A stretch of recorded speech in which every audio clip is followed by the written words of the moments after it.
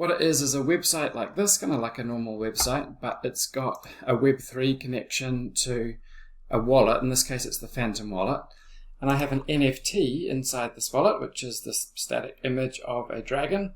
And if I have the NFT, this particular NFT, then it's going to allow me to connect. When I say connect Phantom wallet, it checks and it finds that I do have the NFT, and then it decrypts this video and lets me see it because I have access, I have the NFT, I've proven that, and so it'll decrypt the video which is stored on IPFS and allow me to play it, and in this case see my NFT dragon come to life and breathe fire and fly away. But it could in theory be anything. It could be any protected content, text, image, audio, so it could work for audio files in the case of music that are protected, not able to be downloaded, not able to be copied or even viewed unless you have the NFT to authenticate yourself as being kind of part of the club, or to authenticate yourself as someone that has access. Anybody that doesn't have the NFT will not be able to see whatever file it is, and even if they were able to locate it on the IPFS through a content ID, they still wouldn't be able to decrypt it. And so they just wouldn't have access to this file unless they have the NFT in their wallet. So we're going to do this in different stages. All the code is there for each stage, but it is a little bit more than just copying and pasting. You're going to have your own APIs and encryption keys and things like that. So you're probably just going to want to watch the tutorial at least for how to use the code. So for part one, we're just going to set up the environment and get the web page as it needs to be, and get the logic happening for both connecting our Web3 wallet to the web page and checking whether the NFT is there or not. For part two, we're actually going to add the file itself so that we can see the file if the NFT's there. And for part three, we're going to move that file onto the IPFS. For part four, we're going to encrypt the file as well so that the user has to have the NFT in order to decrypt it. And then for part five, we're actually going to use Vercel to deploy the whole app and end up with a web link that you can click on and get the whole thing running and functioning for real. Okay, so this is part one, and by the end of part one, we're going to have a web page that's got a button to connect to our Web3 wallet, in this case Phantom. When we click it, it's going to be able to connect to the wallet, find out what our wallet address is, and check whether we have the NFT or not. And if we have it, we're not going to go any further and connect videos or content or anything like that. We're just going to say yes, you have the NFT if they've got it, and no, you don't have the NFT if they don't got it. Because that way it means that our structure is set up, and then we can go from there in terms of giving them access to something if they do have a particular NFT. So to do this, I'm just going to make a new folder where I'm going to put everything. Let's just call it part one, and then in Visual Studio Code I'll make a new file. Let's start with index.html for our HTML, and then we'll do one for the CSS. We'll call that style.css, app.js for the JavaScript. So that means in our folder we've got HTML, CSS, JavaScript. So starting with the HTML, we'll just put an exclamation mark and then tab on the keyboard to get our boilerplate code. We'll call it in the title something like NFT access, and then we'll just link everything up. So let's just link together our style sheet, which is our CSS, and the reference for that is our style.css document we've already put in there, and we'll just link up our script as well. So our script of course is our app.js. So that just puts everything together. We've got our style, our JavaScript and our HTML all connected. One thing I will just put in here though that is actually particularly important with the sort of code that we're doing is this defer. We don't actually want the script to run until the HTML has sorted itself out and loaded properly first. So this defer is actually going to be quite important. So make sure that's in there as well. Okay, and then for the actual body of the document itself, it's going to be real simple. We'll just have a div in here. We may as well give that a container. Sorry, we'll give it a class, which I'll call container. And we'll just have an h1 heading. that says what it is, so people know what we're doing. NFT access demo, or whatever you want to call it. That's fine for now. And obviously we need a button. So let's just say connect. We want to say connect wallet, we'll say connect Phantom wallet, because it does really need to be a wallet that can access the Solana blockchain. And we'll give that an ID. We'll call it the connect wallet button, because that's what it is. And what else do we need? Let's have a div in here that just has a message in it. So for now, we'll just be polite, shall we? We'll say please. It's good to say please. Please connect your wallet. And then we'll just give that an ID as well. I'll just call it message, so that we can use JavaScript to actually change what goes inside that message as time goes on.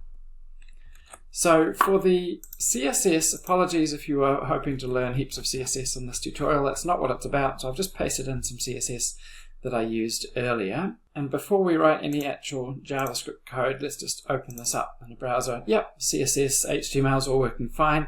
Obviously, if I click this button, nothing is happening because I have not yet written any JavaScript. But let's do that now. So let's just make a couple of variables first. We'll just connect. So in the HTML, there's not very much. There's just our button and there's this message div. So let's just make a connection between our JavaScript and our HTML document. So in the document, we're going to get an element by its ID, and in the case of the button, I think we call it connect wallet button. So that's that, which we can now store in a variable. It just makes it easier from now on. And this message variable, we're going to go again to our HTML document, get that element by its ID, and we called it message. So now that they're connected, and we can actually do things with those variables, and it knows what we're talking about. So for example, I can say button, and let's add an event listener to that button so that something can actually happen when I click onto it. And obviously it's going to be a click that we're waiting for. So when we click, then we will get our function, and we're going to make it an asynchronous function because, particularly with blockchain, very important that it is asynchronous, and then we'll set that up like that. Now the first thing that we'll actually do before we go any further is I'm just going to say button disabled equals true, just so that once we've clicked the button once, that's all we're going to ask it to do. We're not going to allow it to be clicked multiple times, or we're not going to allow it to send multiple requests, because that can cause issues later on. So I've just learned that that's good to have in there. Just disable the button once it's been clicked once.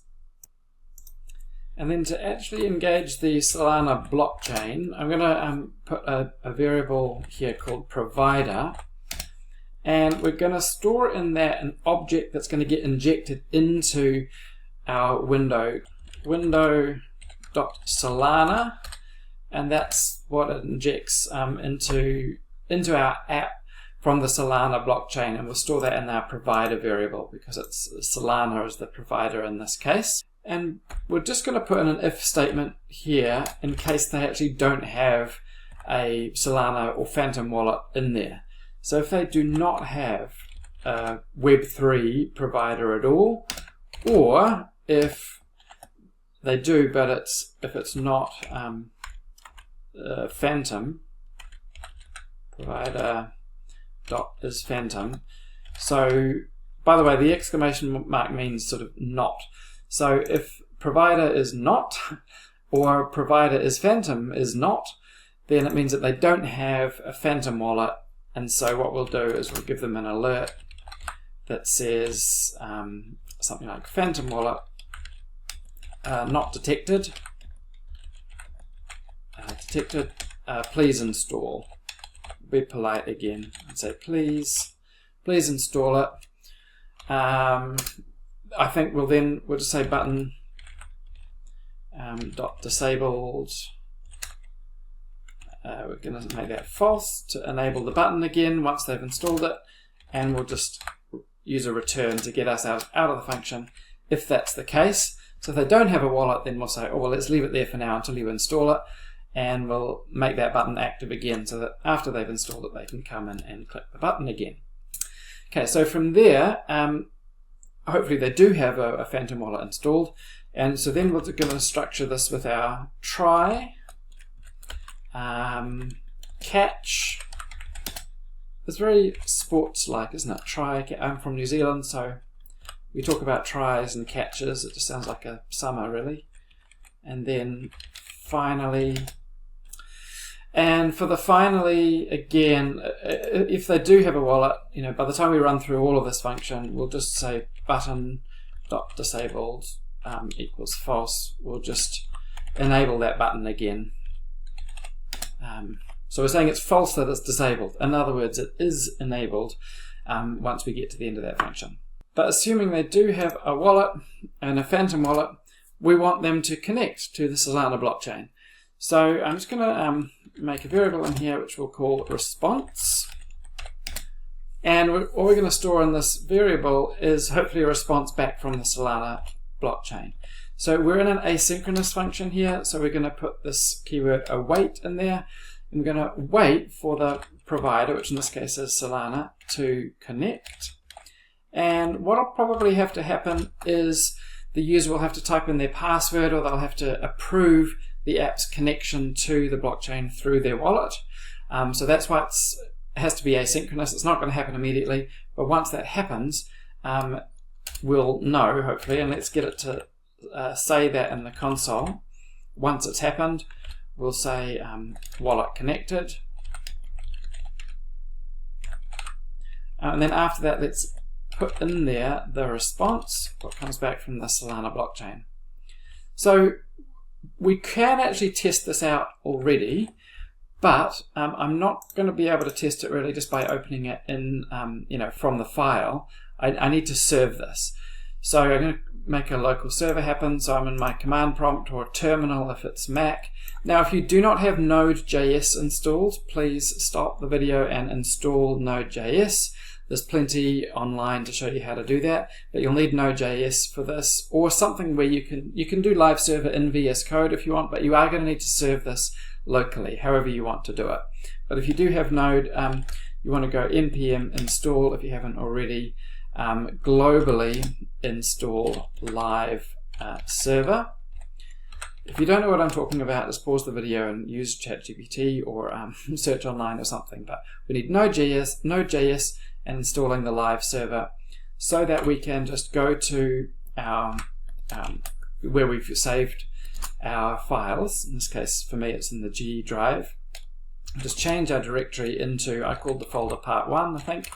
Yep, and then we're just going to use live server to serve.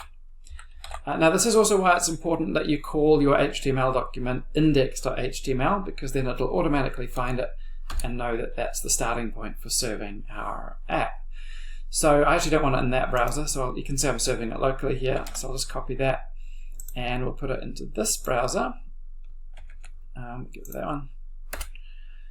Okay, so I'm just going to open up the console as well so we can see it.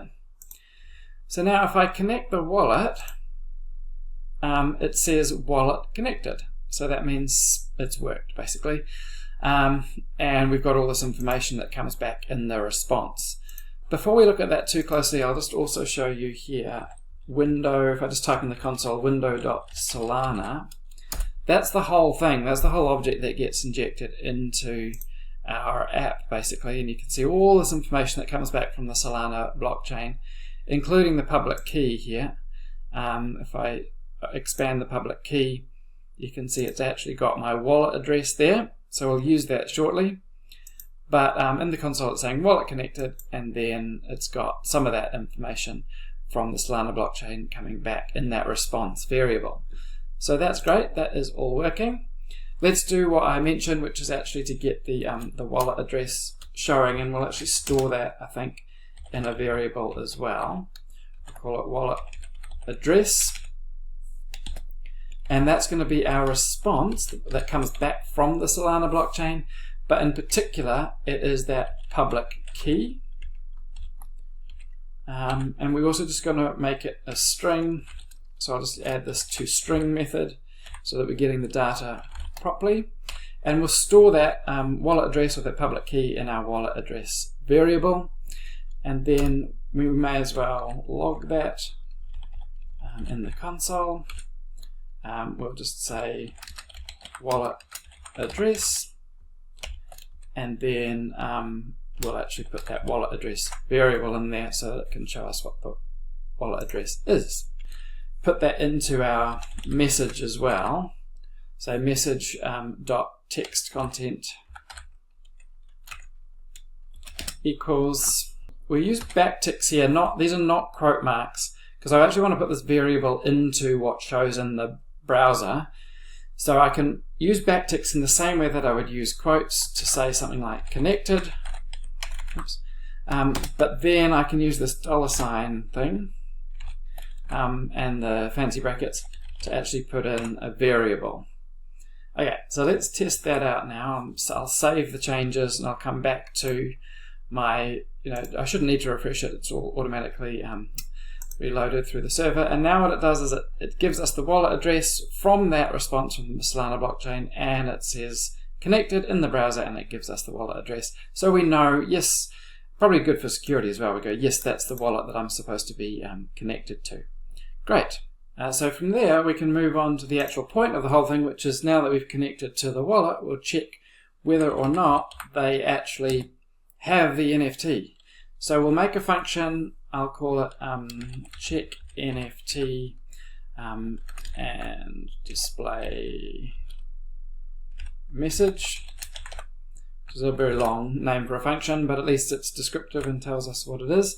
So I haven't written that function yet, obviously, but we'll write it soon, and we'll just put the wallet address variable in there because it's going to check this particular wallet address. Now that we've got it, we want the computer to check that this Solana wallet actually has the NFT. So what we'll do in this function, once they click the button, is we'll run through all of that we've just talked about. We'll get the wallet address, and then we'll call this function to actually check whether they've got the NFT and display the message either yes if they've got it, or no, they don't if they don't. So we haven't written that function yet, but we'll write it now. But if something goes wrong with this in our try block, then we just want to catch the error if it doesn't work. And if it doesn't work, then we'll just make sure that it's logged in the console, console.error. And we'll just say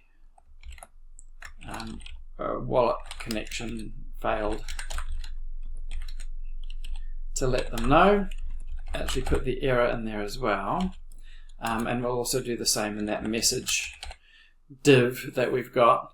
We'll just say .text content equals, and we'll just say the same thing, wallet connection failed, just so that people know. So wallet connection failed in the browser, on the actual HTML page. But if they want to know more, they can go into the console and they can actually see whatever the error is that comes back. Okay, so that's that function done, and now we can get about writing the next one to check with the NFTs there or not. And so again, it's going to be asynchronous, and this function, we've already named it up here, so we'll just call that again. So, oh, I've spelled function wrong, sorry. Function. So this check NFT and display message function, again, we need to pass in that wallet address, don't we? So we'll pop that in there. But essentially this function is really pretty simple, in that what we're doing is let's put a variable in there, we're checking if they've got the NFT or not. So I'm going to make this variable called has NFT, and that'll actually be another function, so we'll wait for the result of that function before we go any further. I'm going to call this check if user has NFT. Again, long, but at least it's descriptive. And again, it's going to be for this wallet address. So what we're going to do is, for this check and display function, we're going to wait the result of another function, which again I haven't written yet. But from there, we can just put in an if statement, say if they've got it, then something. If not, then we'll write something else. So that's our condition here. Our condition for the if statement in here is if it's true that they have the NFT. So this has NFT variable. Once this function runs, it'll either return true or not. So if it's true that they have the NFT, this is true, which means our if statement will go to the first block here, and we can just say that message part of our HTML, we can say that text content equals, and we'll just say something very simple like, yes, you have the NFT. Of course, later on, this is where you can put all the code that, you know, gives them a whole lot more HTML, or gives them access to a video, or gives them access to an audio file, or whatever it is that we want to happen once it's established that the user has the NFT. But for now, we'll just put a message saying, yes, you've got the NFT. And if they don't have it, then the message variable, which represents that div in our HTML, the text content for that is going to say, no, you don't have the NFT. You do not have the NFT. So simple as that. So the next function is going to actually check if they do have the NFT, which is obviously the whole key point of everything. And this one's a little bit more complicated, but it's good. It's great. It's what needs to happen. Check if user has NFT is the function, and inside it we're going to pass in their wallet address, because we're checking the particular wallet address to see if it has the NFT, obviously. So what we're going to do is make a new variable, and this one is going to be called connection. To connect, we're actually going to connect to the Solana blockchain without using their wallet here. We've got that CDN link pasted in from NPM at the beginning, and this is about connecting directly to the Solana blockchain without needing to go through their wallet first. And we do that by saying new window.solana, but we're going to add web3 on the end of it, because that's how we we can have transactions going directly into the blockchain, or we can find out stuff about the blockchain by using this method. And we're going to say dot connection, capital C.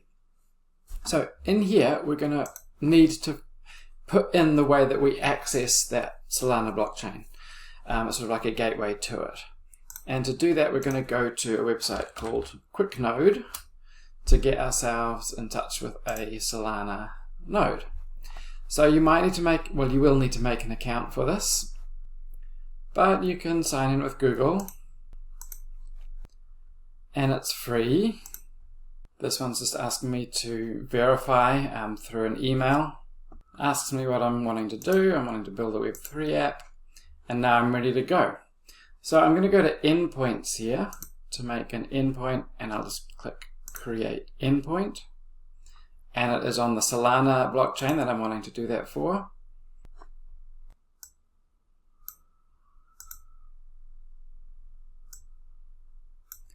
And I'm going to go on the mainnet because I want to try this on the mainnet eventually. And then we're going to go with this one because it's free. And here it gives me an option of paying money or not paying money. And I choose to not pay money. And I can do that because what I'm doing with this is not huge. It's not a massive app that's going to have loads and loads and loads of traffic. So I'm not doing too much with it. So the free plan is absolutely fine. You need to agree to their terms of service, which of course you should read. And so there you go, as simple as that. We have our endpoint, including all sorts of things, but we have our HTTP provider link, our web link. So I can copy that, and that's exactly what I want to be going into these brackets here, my connection to the Solana blockchain through this. Now it really should be in quotes, otherwise it's going to get confused by these /, which it thinks a comment out if I don't put it in quotes. So That HTTP URL link is now in quotes and is the string, which is going to be the web address for connecting to the Solana blockchain on the mainnet in this case. So we're also just going to create a variable for the owner of the wallet address of their public key, as we call it. So again, new window.solana web3 to interact with our blockchain directly. Web3. And this time it's going to be .public key.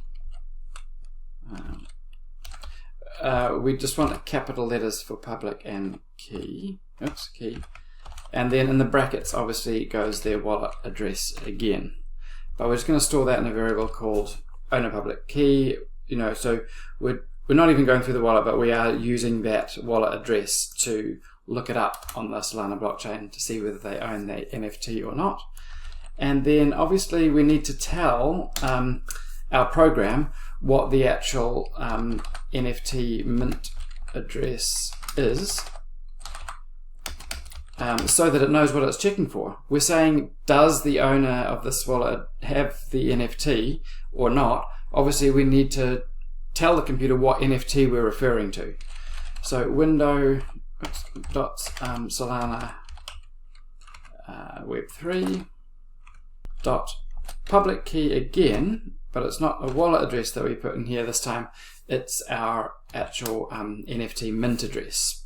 So to keep it simple for now, I'm going to go to the actual NFT and make sure I'm getting the address of this particular token. So I'm going to click on the NFT in Solana, I'm going to view on SolScan, and then I'm just going to actually copy the token address for that particular token.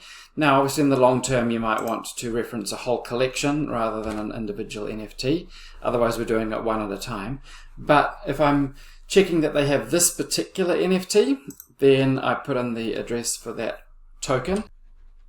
Actually, my apologies, I've just realized that we should be putting all of this inside a try block so that we can catch any errors that might show up. We'll pop all of the code that I've written and I'm going to write into this try block, and then that allow us to have a catch error situation and a catch block in there, which we'll fill out later. For now, there's just another variable to pop into here before we carry on with any more code. This one's called token accounts, and we're going to use the asynchronous part of our function to wait a connection to the Solana blockchain as we've defined it up here, which is connecting directly to the blockchain through the Quicknode endpoint that we created earlier.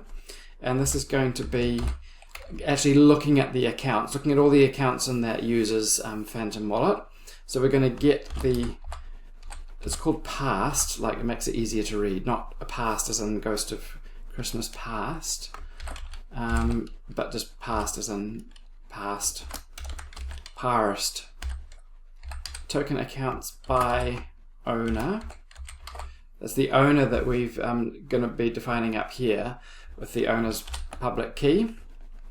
So owner, which is basically their wallet address, but it's just their wallet address as we've defined it up here in a way that's readable by the Solana blockchain when we're connecting directly to it through Web3. And this is actually this is very important, another piece of information that we need to add here, and this is the program ID, which is about how Solana deals with NFTs on its blockchain.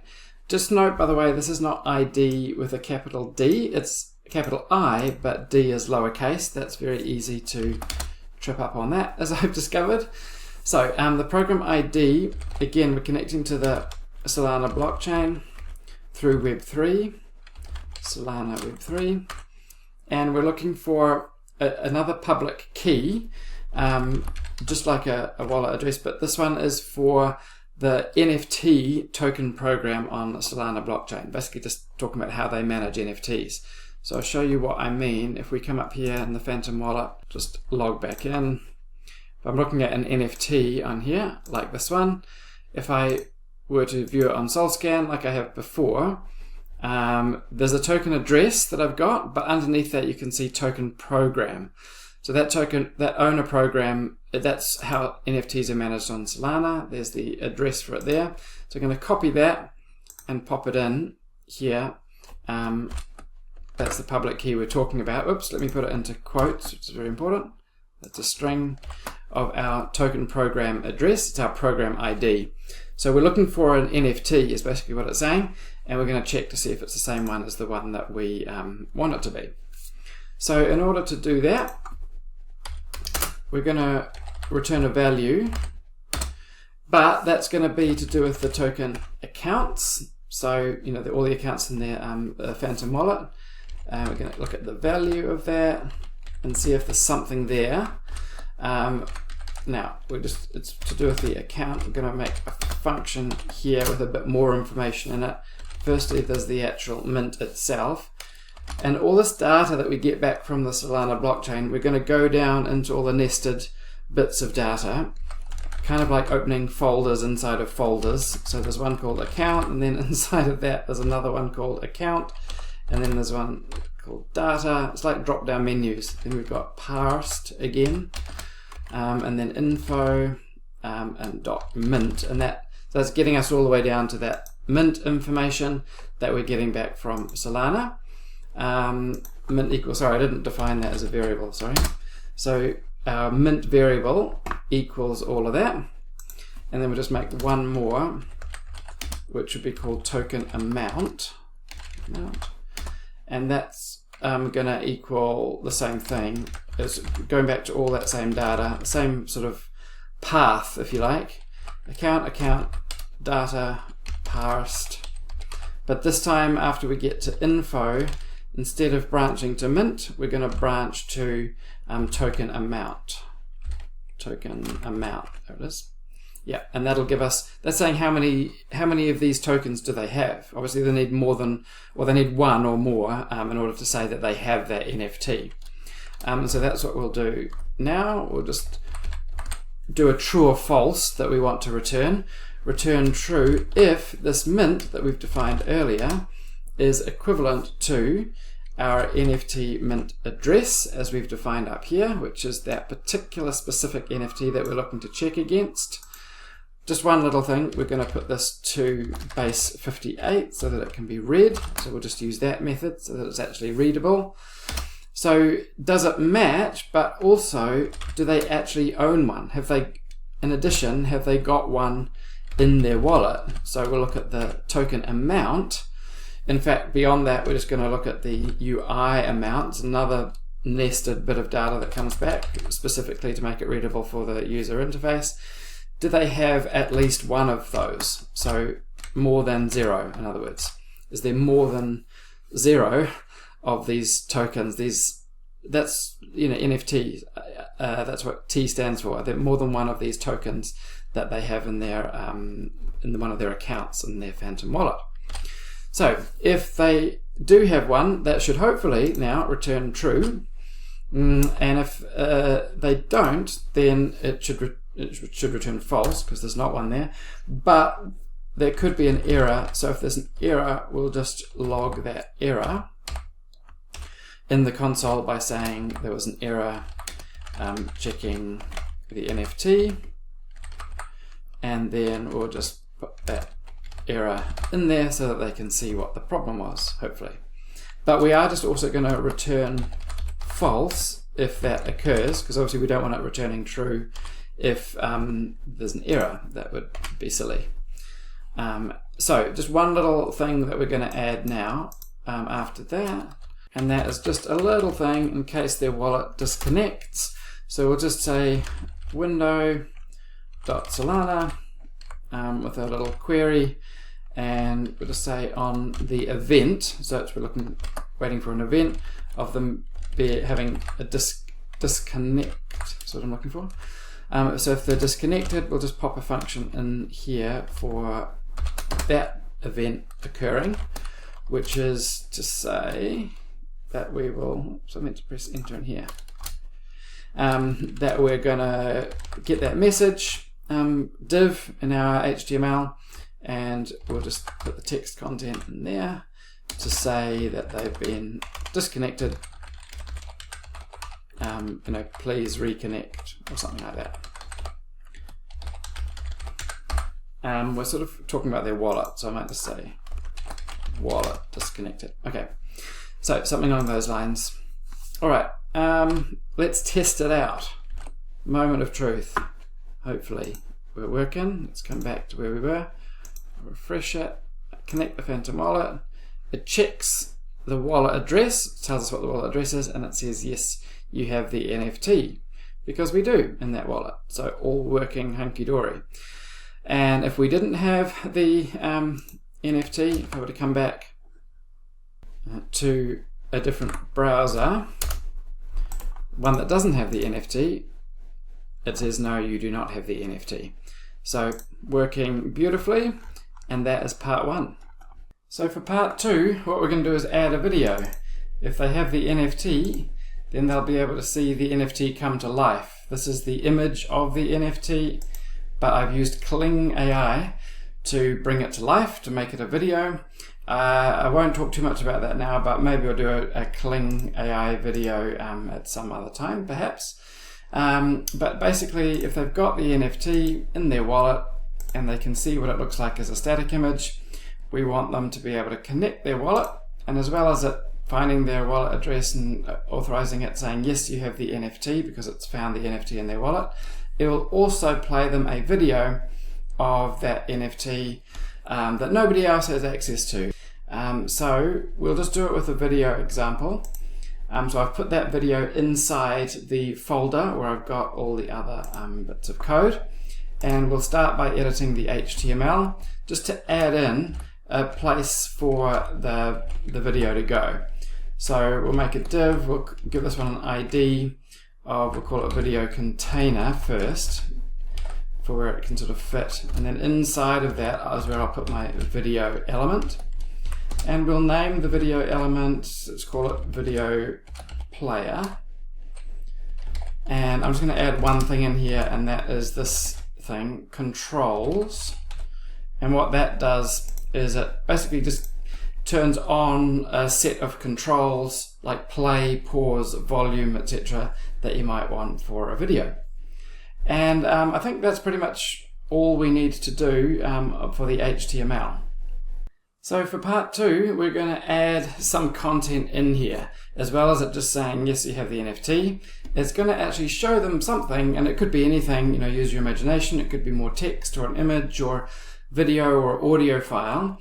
In this case, what I'm going to do is I'm going to use a video file. So if they've got the NFT, which is this image of a dragon, the Atheris dragon, what I'm going to show them, if they've proved that they've got that NFT, once they connect their wallet and show that they have it, I've just popped into the same folder here this video, which is the dragon, but it's come to life so they can see the video of the NFT. And I've used Kling AI to take that static image of the dragon and turn it into a video. We won't go too much into depth with that, but in future I might do more AI video tutorials, maybe, we'll see. But all we're going to do is put that video in the folder and then add a little bit in the code. And this will be a lot easier than part 1. Part 2, much, much easier. We're just going to add the code to say, here's the video, and then use the JavaScript to say, if they've got the NFT, then we'll show it to them so that they can actually see it. We'll use that as a starting point. Then in part 3 and 4, we'll go a bit more into how we can encrypt that video and how we can store it so that we can deploy this app on the actual web as well as just in our local environment. So this first div in the HTML, we'll give it an ID, we'll call it a video container, because that's what it is. And then inside that, we'll put the actual video element. We'll call the video element video player. And I'm just going to add something in here, this thing called controls. And what that does is it just gives you a set of controls like play, pause, sound, volume, etc. Which is appropriate, of course, for a video element in our video player. I'm also going to add in here that I want the style, the display for the style to be none. In other words, we're not going to show it yet. So at the beginning, even though I've put that in the HTML, if I refresh here, there's no difference. I've got that video element in there, but it's not going anywhere, so you can't see it. Okay, so that's what we need to do for the HTML. So of course the real magic happens in the JavaScript. What we'll do first is we'll add a variable that will just call the video URL, our locator for it.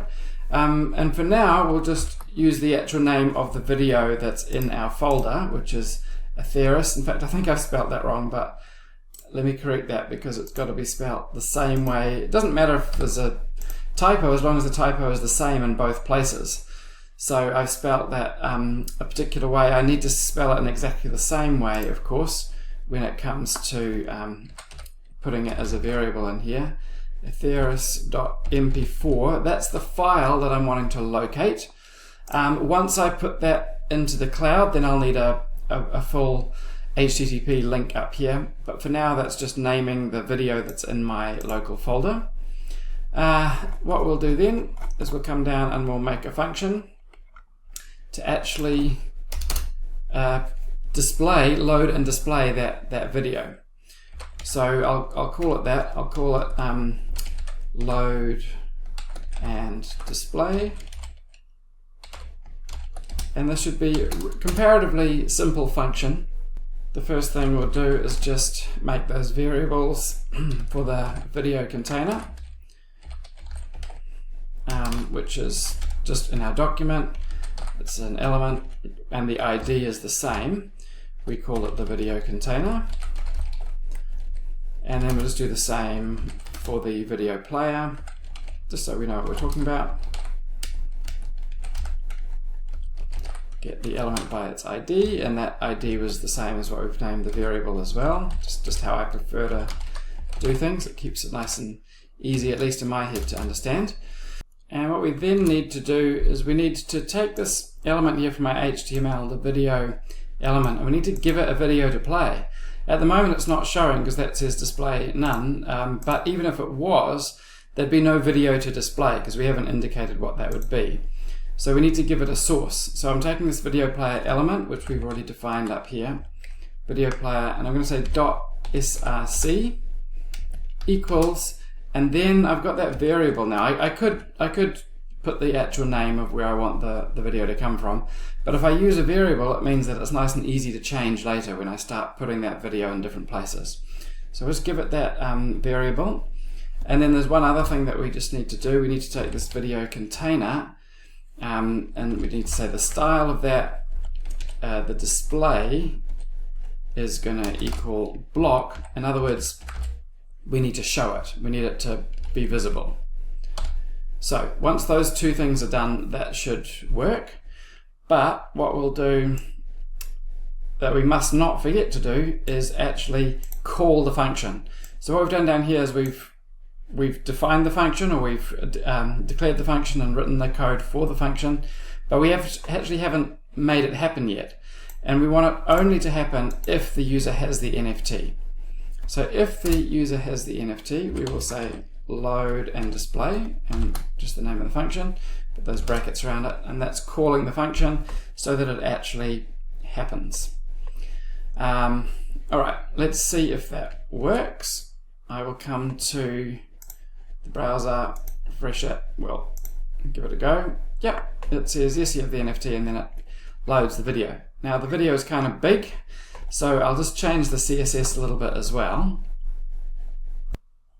So just popping into the CSS folder here, I'm just going to put some CSS in for the actual video element itself. And what we'll do is we'll just say display as blocks to make sure it's always showing. We'll center it in the middle. So I'm just going to say margin is 0, and then auto.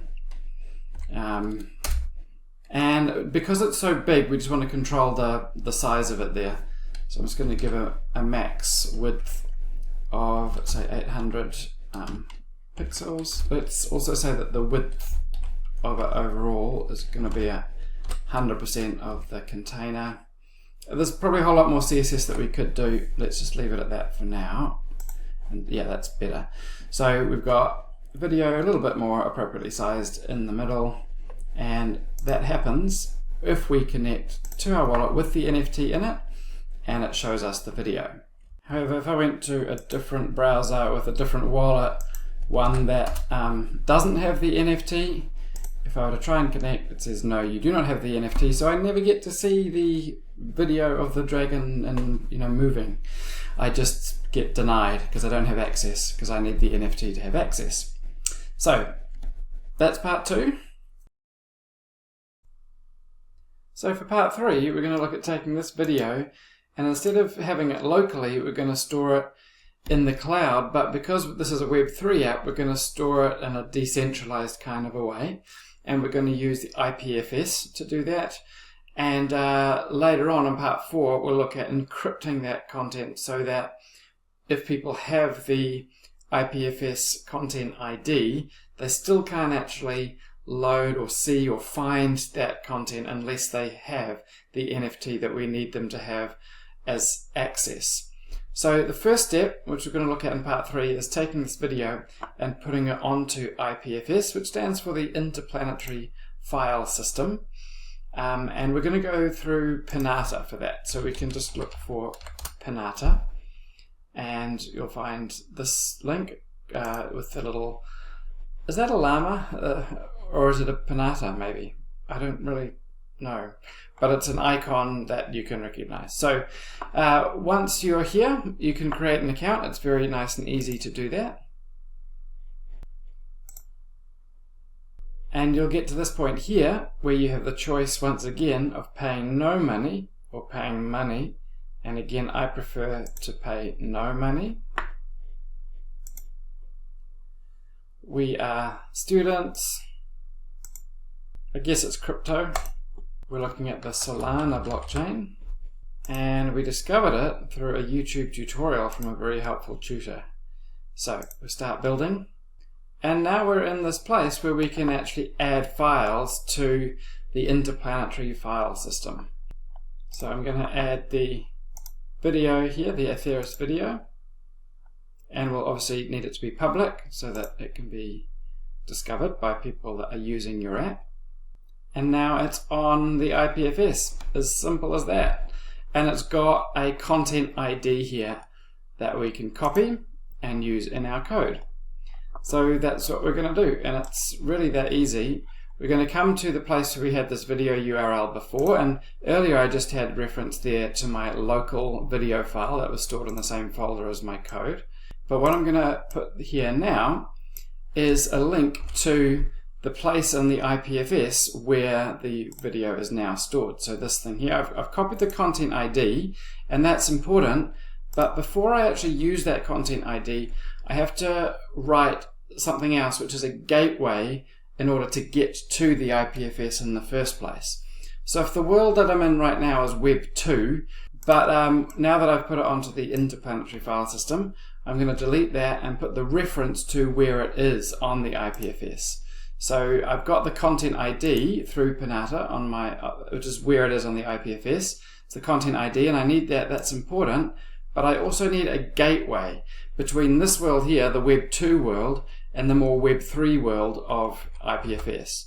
So I'm going to use the protocol, the HTTP, and then after that, the URL is going to indicate that there's a gateway, which is what I'm talking about, a gateway between Web 2 and Web 3. And then it's .pinata, because that's what I'm using, .pinata.cloud, and then it's /IPFS to say, yes, we're in the Interplanetary File System. And then another /, and then I can paste that content ID that I got from Pinata. And I'll just end the quotes there, which is important, obviously. So the whole URL is, Internet Protocol, then gateway.pinata.cloud, /IPFS, and then / your content ID.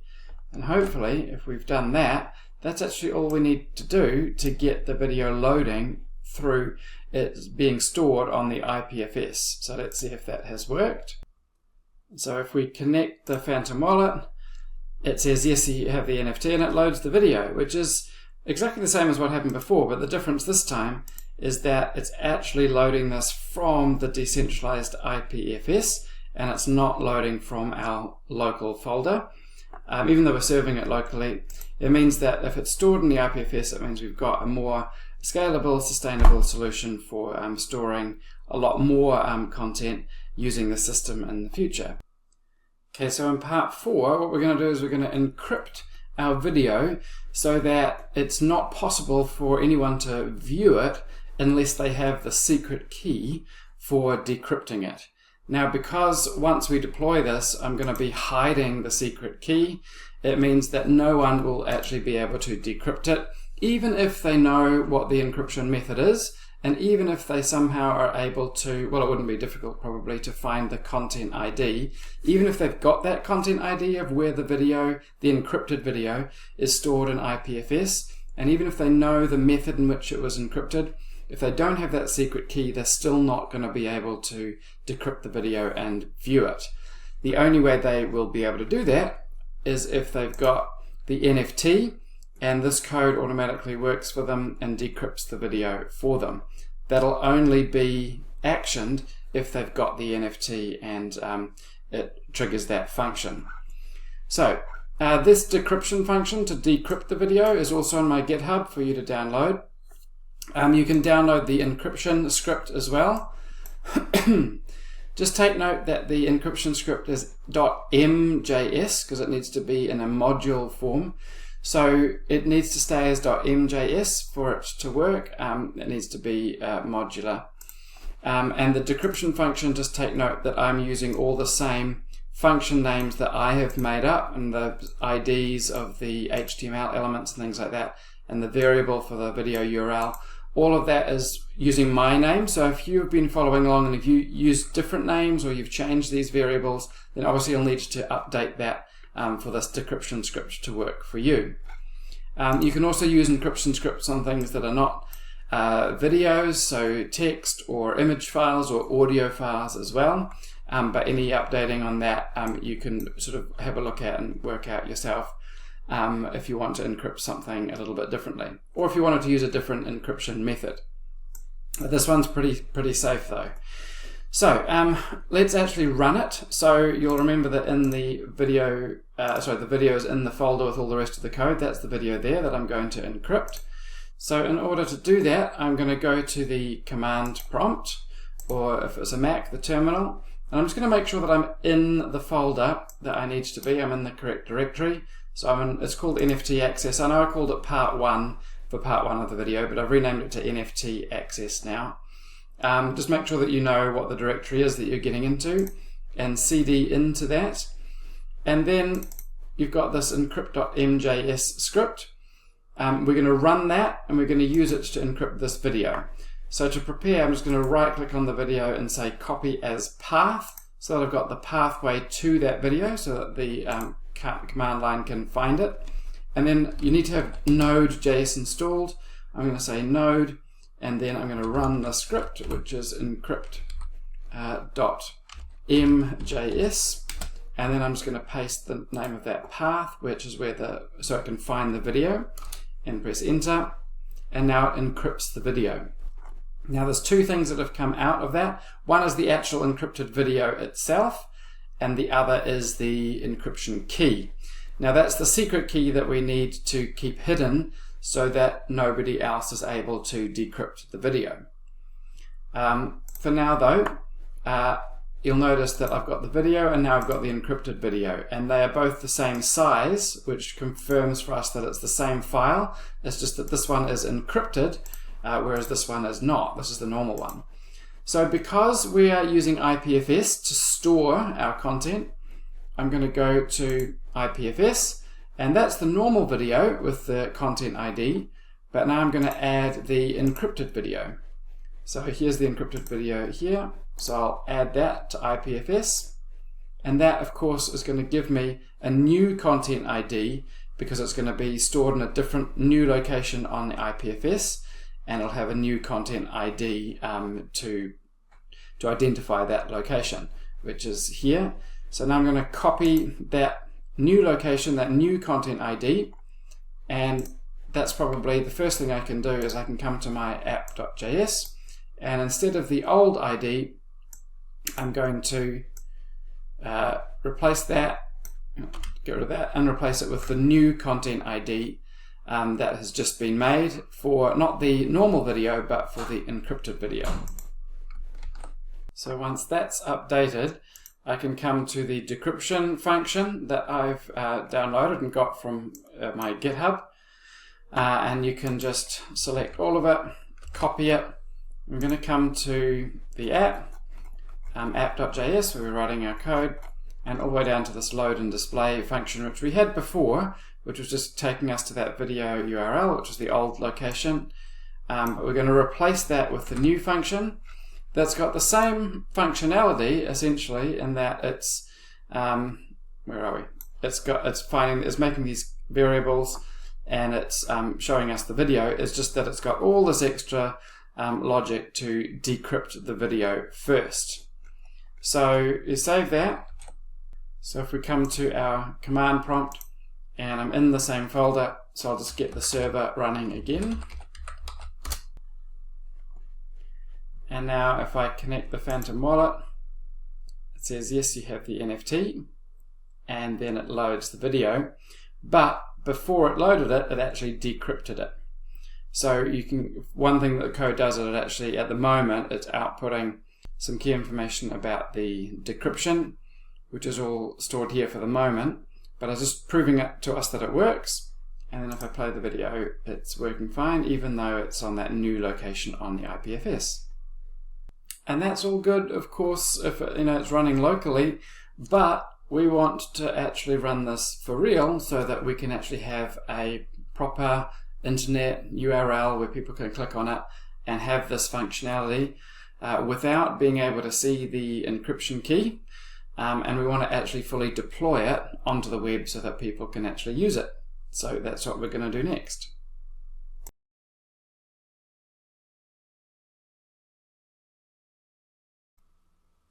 Okay, so for part 5, we're going to actually deploy this app and get it working for real so that people can use it on the internet.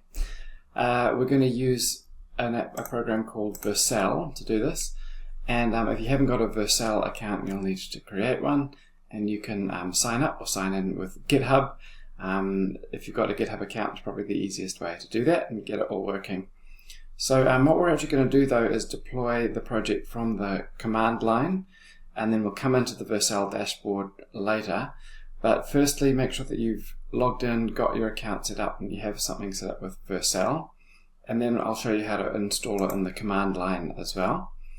But we should have our project folder looking, well, a little bit like this so far. But this thing here, the encryption key, we don't want that to be visible to people. So we're going to hide that a little bit and use Vercel to help us, because they will take care of all of the server sort of stuff, and we just need to focus on the actual code, which makes it nice and easy for us. Well, comparatively easy. So we won't have that encryption key showing, but what we'll get is this one here, and you can download this from my GitHub. It's just a script called get encryption key, and keep the name the same if you can, or if you change it, you'll have to change it in the code as well. But get encryption key.js. And we'll pop that into our folder as well. And what this does is it allows us to get the encryption key from a place that's a bit more hidden, which Vercel will take care of for us. So to make that actually happen and work, we're just going to create a new folder in our main folder, and we're just going to call it API. And then once you've downloaded the get encryption key, just pop it into the API folder. So that's now disabled there, but it's because it's moved, but that's where it is now, the get encryption key. And that script, if we open it, is just going to allow us to get the same key, that secret key, that's going to allow us to decrypt the video. And that should all happen automatically once the user signs in and shows that they've got their NFT as part of their wallet. And the decryption will happen automatically, but we don't want the key to be exposed. So in order to make that actually work, we need to update our app.js just a little bit, because at the moment our app.js says that we are putting in this variable the encryption key that we're getting or we're fetching from that JSON file, which it assumes is just a file in our local folder at this point. But we need to change that and say we're actually going into the API folder now, which is where we've put it, and it's called get encryption key .js. So now it should hopefully find it now that it knows where it is located to get it. But what is it actually getting? Well, if we have a look at the actual code, you can see how it's getting an encryption key, and it's getting what's called an encryption IV. That's what I call it anyway. It sounds like intravenous, like a medical term. But the encryption IV is a particular array of numbers, and so is the encryption key. So that's what it's getting for us, but it's going to get that from environment variables that we create and store in Vercel. In other words, we're going to keep them hidden, we're going to keep them well out the way. So what we're talking about is if I open what we have in our folder here, this encryption key, that's the one that we stored locally. So we'll get rid of that. We don't want that in what we finally deploy, but let's just have a look at how it was and how it worked beforehand.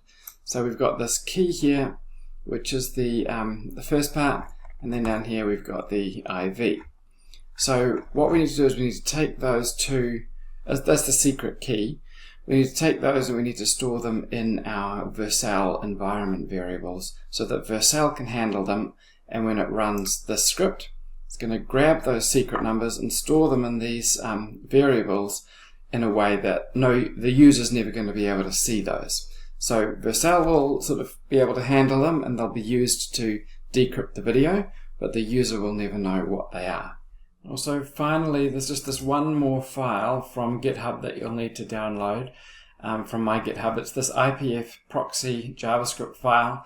And what that does is it helps us with this thing called cross-origin resource sharing, which is kind of to do with security, in that it's not going to let you necessarily just access things directly from one place to another.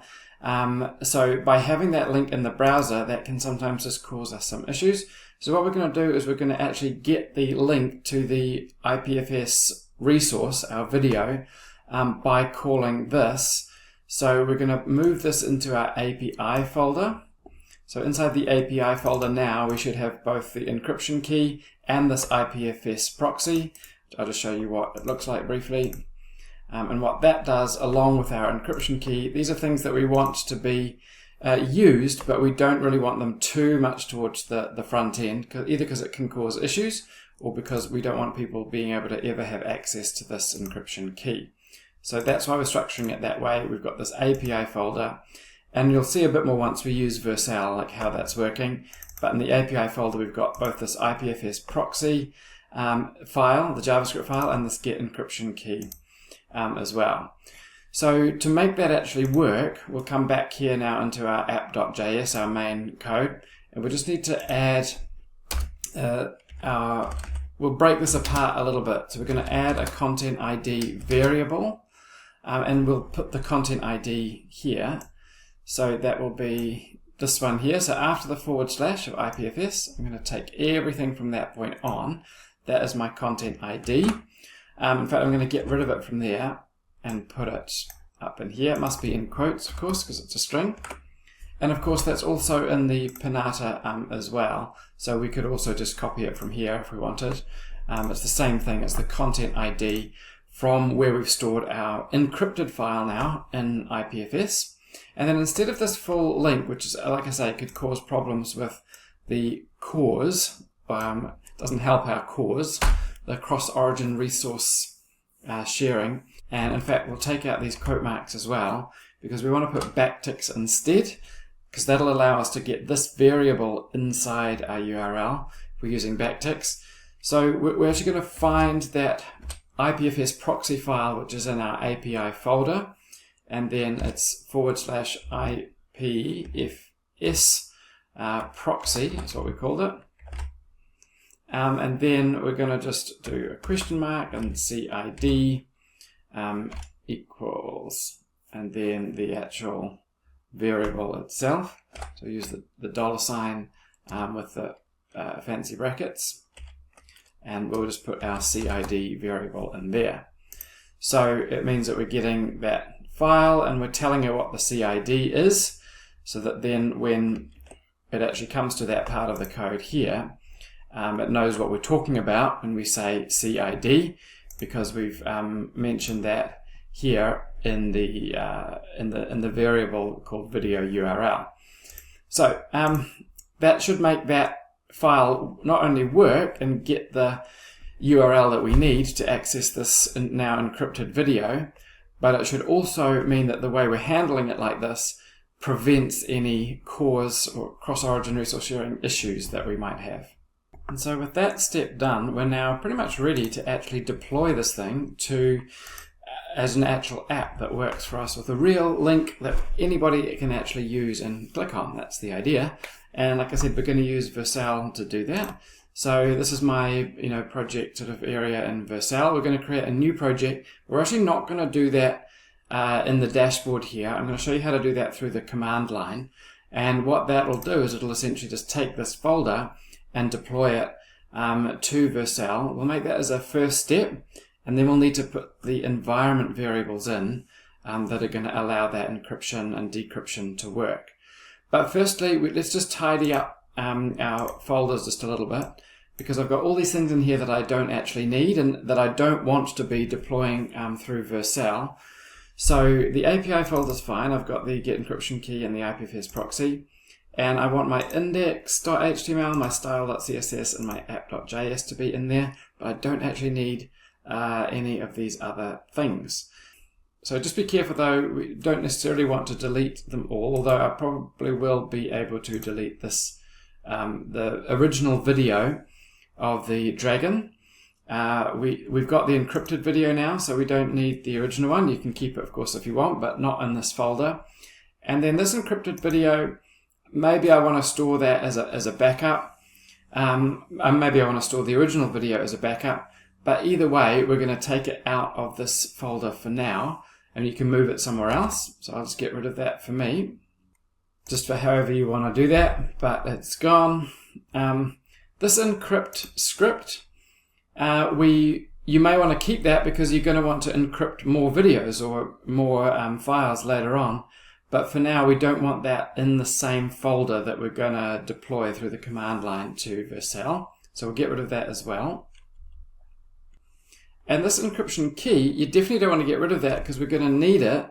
Like I've mentioned before, I've now moved these to horizontal, by the way.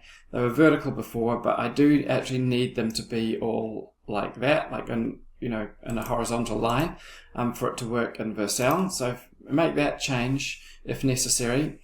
But I need these numbers. This is the secret key that I'm going to really need for my app to work.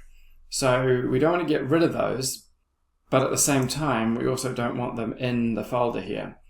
So what I'm going to do is I'm just going to take these and store them somewhere safe. And now they're not in the folder, which is great, but I have just needed to open the file from its new location. You can see it's on my desktop now. So I've opened that file in the new location so I can still have these numbers available to me. I just don't want them actually in that folder that I'm going to put to Vercel. So all I really need is my HTML, my CSS, and my JavaScript files, and then this API folder with the get encryption key and the IPFS proxy in it. So once that's set up in that way, then I'm good to go. I do need to keep these, but that's all I'm deploying to Vercel. So I come to the command line, and I just want to make sure, obviously, that I'm in the correct folder. So I'm in the correct drive, I'm in the correct folder, I've changed directory into that, so that's where I am. Or even before you're in the correct folder, what you will need to do is install Vercel in your local environment. So npm install, and you want it to be global, so -g, and then the name, which is Vercel. Now I'm not going to do that because it's already done on my computer, but that is a step that is important. You'll need to install Vercel globally. Once you've done that, then you need to change directory into the directory that we're in. and that's when we can get started in actually moving this to Vercel. And once you've changed the directory into the correct one, then we can actually get started, and all you need to do is type Vercel and then -- and prod for production. And once everything's set up, it's as simple as that. Just press enter, and it's going to go through and ask you certain questions, and you can get it happening. Do we want to set up and deploy this directory? Yes, we do. Which scope? Well, there's only one for me. It's my projects there. Does it link to an existing project? We're going to say no, because it's not talking about an existing project in our local environment. It's talking about an existing Vercel one in our Vercel account. And no, it's not linking to anything that already exists there. This is new. The project's name is automatically there for us by default. Is which directory is it located? It's in the root directory. In other words, where we are in the command line, that's where it is. So we can leave that by the default as well. And it says, do we want to modify these settings, the default settings? No, we don't want to modify anything. We just want to get started. And now it's doing it for us. It's actually building. You can see the URLs are already there. And it's building our app, which is amazing and fantastic. And it's done. Simple as that. Now, of course, we're not done because if we come into the Vercel, let me just refresh that. And you can see now we've got the new one. This is the one that we've just put onto Vercel through the command line. If I open that up, it all looks like it's ready to go. So you can see the website there. It's got the URL, fantastic. But of course, it's not going to work right now because it's not going to be able to find that secret encryption key to be able to decrypt our video. So what we need to do is we need to put those keys in. So I'm in the project tab at the moment. Up in these menus at the top here, I need to go to settings. You click on settings, and then we're finding environment variables. So I'll click on that, and this is where I can add those environment variables. And there's a key and there's a value. So the value is going to be that array of numbers, the secret key, but the key is going to be the name of the variable. So it's important to get this right. We need to come back to our get encryption key code here that we're running at Vercel's ends to get these keys and make them available to the app. And these are the names of the variables that it's expecting. So this is what it's going to go looking for. It's going to go looking for these variable names. So I need to make sure that I'm writing those in exactly the right way in my Vercel environment variables. So it was encryption underscore key. And then the value of that is in the encryption key here. So I'm just going to copy all of this whole array, and I'm going to put it into the value area here.